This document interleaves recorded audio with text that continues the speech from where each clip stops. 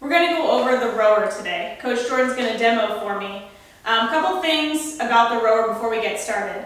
When you have your feet in the stirrups, you want to make sure that your knees are not coming too high. So if I have the feet set up really high and then I feel like my knees are up in my chest, then I'm going to want to lower my feet a little bit.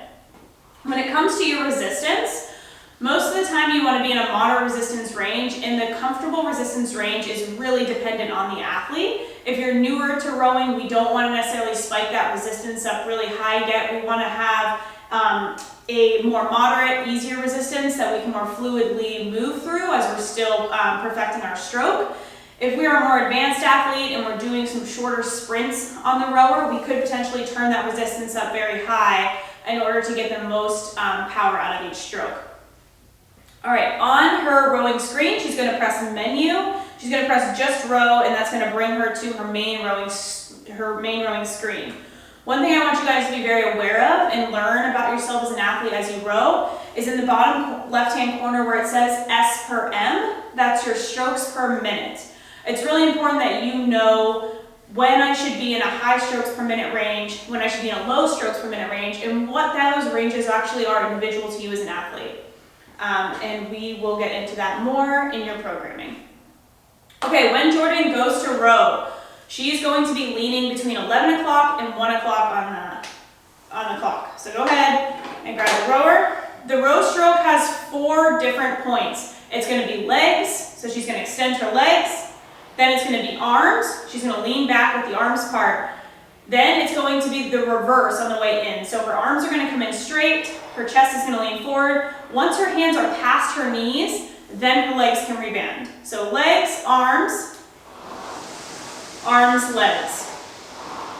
Legs, arms, arms, legs.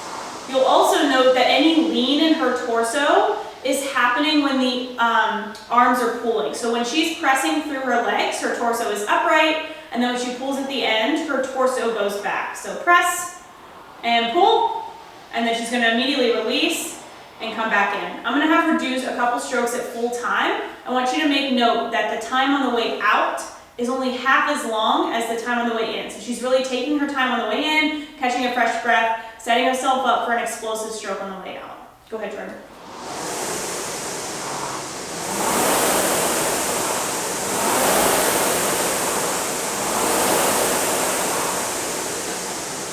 Something else I want you to know, go ahead, grab the handles, is when she brought her hands in, she wasn't completely forcing herself to reach all the way up to there. I like to say it's a good idea to end your hands right around somewhere where this little knob is.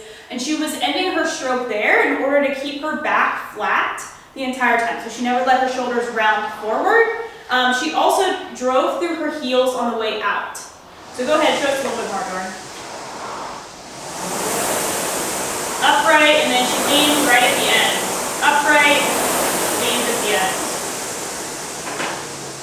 If you feel like you're getting out of breath when you're rowing really quickly, I want you to take more time on the way in.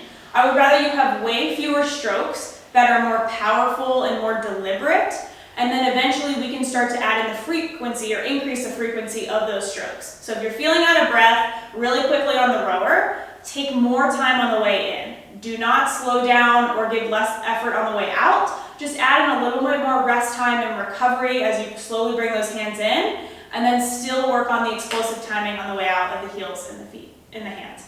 Have fun, guys.